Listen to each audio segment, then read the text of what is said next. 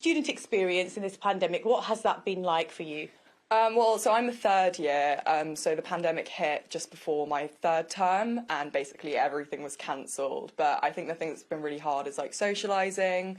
It was obviously harder for these two, they're in second year, they completely missed their freshers. But for me, it was like the transition between having a full uni experience and then going to basically nothing. That was really hard. What about yourself? Yeah, I feel like university, it's like that stage in life that you go through. And obviously socialising is like a part of it, but also academically, it's just not the same going from school where you have like a teacher in front of you to ask questions, get feedback, to all online. It was really different. It's only now, in hindsight, you realise what we kind of missed. Yeah. What about yourself?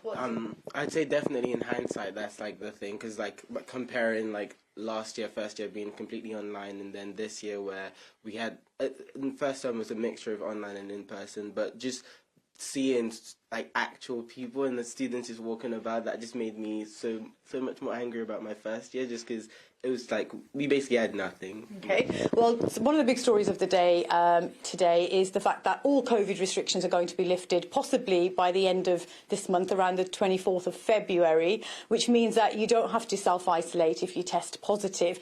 How do you feel about that?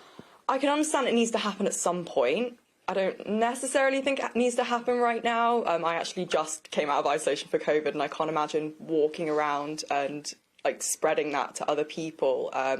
My mum's like clinically vulnerable, so I've had a bit of a weird COVID experience where I had to like shield with her.